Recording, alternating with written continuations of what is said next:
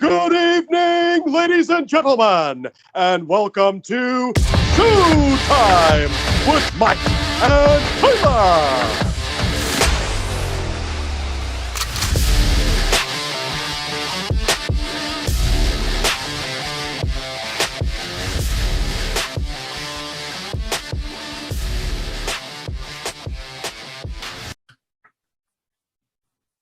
Welcome, everyone, to Showtime with Mike and Tyler.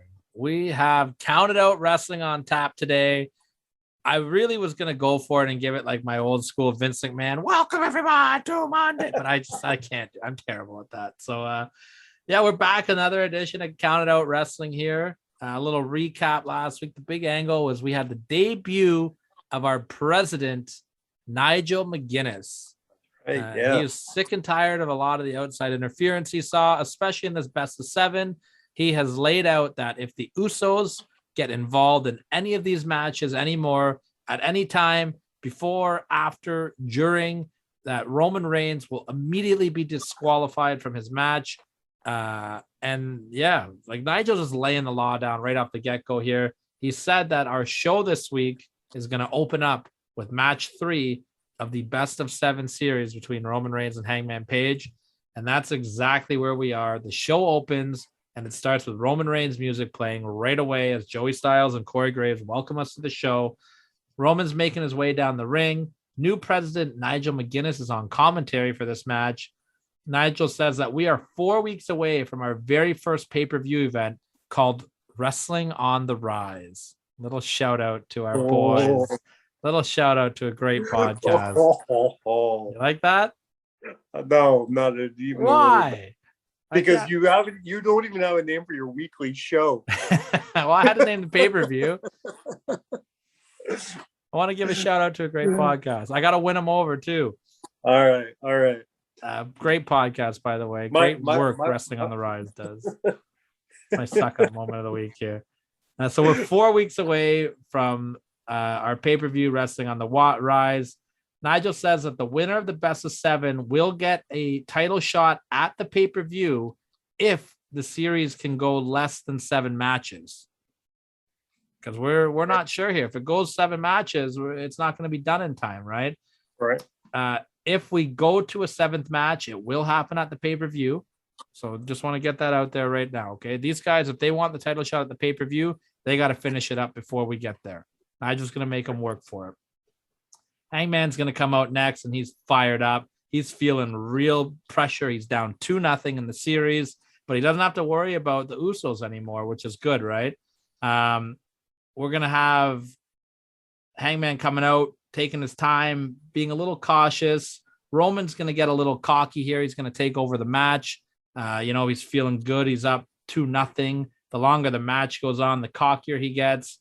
Roman is distracted by Nigel on commentary, keeps pointing up to him, keeps kind of chirping at him. You know what I mean? Where am I here? I'm not used to just reading notes. It's so weird compared to Count It Out. Nigel's saying that he doesn't need any help, or Roman's telling Nigel he doesn't need help to beat Hangman, but his lack of focus is going to cost him here. It's going to let Hangman back in the match. It's going to get fired up here. Both guys are slugging it out. They're really just beating the shit out of each other. And then Hangman's going to hit the slingshot lariat there, that buckshot lariat of his. He's going to hit Nigel's old clothesline. You know how Nigel used to do that? Yeah. So he's going to, they're going to be slugging it out, back and forth, slugfest. Roman's going to clip him with maybe a Superman punch. Hangman's going to hit the Nigel McGinnis slingshot lariat, and he's going to get the win with it. Little homage to Nigel there, little salt in the wound for Roman. Hangman kind of points up, gives Nigel a thumbs up, thanks for the move, and we've got a series now. Hangman's back in this thing. It's 2-1 for Roman. All right, great opener, love it. Backstage, Jesse the Body Ventura is with Jon Moxley. He says that Okada is one of the best in the world, and he's got a pin on the current champion Kenny Omega. He says he's not going to sit around and he's not going to wait to get anything here. He's going to take it. And tonight he's going to take out Okada in our main event and get his name in that world title picture. Okay. We're going to get another video package hyping up the debut of Kota Ibushi. Ibushi is coming. Just another montage of moves, just to kind of get over the athletic ability of Ibushi. Mm-hmm. Match number 2, we are going to have a tag team contest. It is going to be the team of the Women's World Champion Becky Lynch teaming with Britt Baker, going one-on-one with Deonna Purrazzo, our number 1 contender, and Charlotte.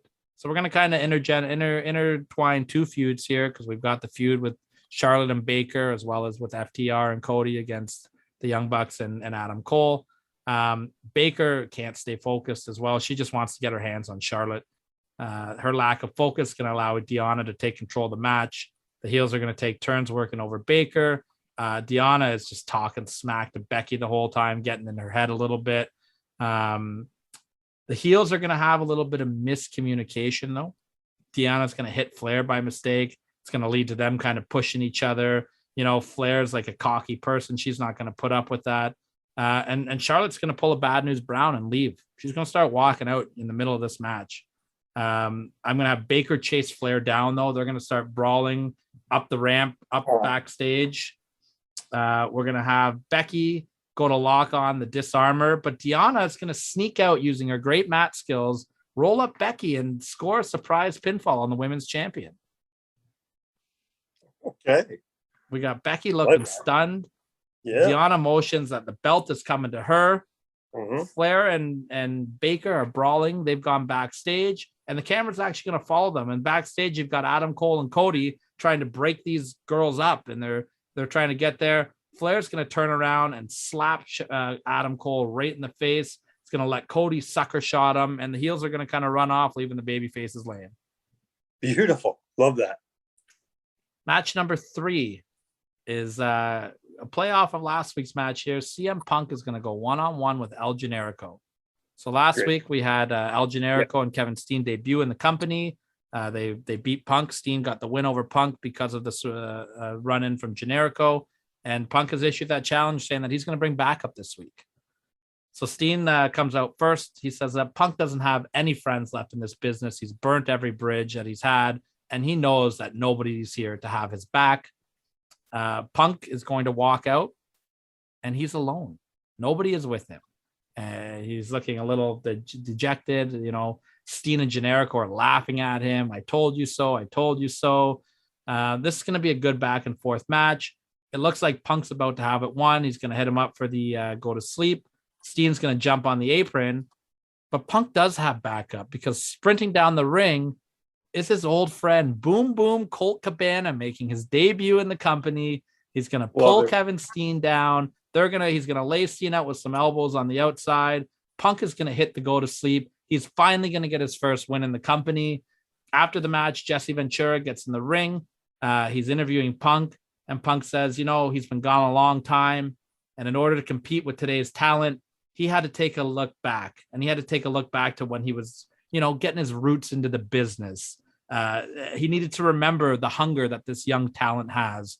And who better than to remind him of that hunger than the guy that he used to get in the car with and drive for 9 hours each way to make a $20 payday. And he's officially announcing that him and Colt Cabana are entering our upcoming tag team tournament. The Second City Saints are reunited. Love that. This is this whole feud, these 4 guys being together. This is jerk off material for ROH fans, man. 100% it is, right? And you got Steen and Generico, Punk, Cabana. Both of them are former Ring of Honor tag team champions. Both teams are going to be in the tournament. Who knows? Maybe they're going to meet up in the tournament. You're going to have to stick around to find that out. The only way that could have been better is if your GM, Nigel McGinnis, was the referee or something. Samoa Joe would be the outside enforcer. Yeah. Jesse Ventura is going to stay. Well, you got Dragon in there. I got Dragon. Dragon's in the company. Yeah, I like my 06 Ring of Honor. Come on. Jesse's going to stay in the ring here, and he says, well, I'm already out here. Last week, Edge wanted to confront MJF. So without further ado, let's bring him out. Both guys are going to come out. MJF is playing the cocky heel. He's hiding behind Wardlow, big Wardlow. Edge is basically MJF is bragging the whole time about breaking Christian's arm, Edge's best friend. And Edge has enough, tells him to shut up, says that he's challenging MJF to a match at the Wrestling on the Rise pay-per-view. He's going to shut him up once and for all. He says that what he's going to do to him at the pay-per-view is going to make what MJF did to Christian look like child's play. And MJF just laughs at him and he says, I'm not going to just fight you. You got to earn your way to fight me. And in 2 weeks' time, if you can beat Wardlow, then I'll give you your match at the pay-per-view. And Edge says that we don't have to wait for 2 weeks, and he just jumps on Wardlow. They start brawling. MJF kind of hits him with a sucker shot, pushes Edge towards Wardlow, and Wardlow's going to hit a big-time black hole slam, and the heels are going to leave Edge away. Yeah, you haven't fired Wardlow yet, eh? No, a couple weeks away still. I'm just joking. I like the story. I think it would really be fun to see Edge and MJF in the ring together. You know, Edge was always the ultimate opportunist. MJF is, well, you know, a lot of people say is one of the best heels in wrestling right now. He's definitely earning a lot more of my respect on a weekly basis for sure. I just think it would be fun to see these guys go at it.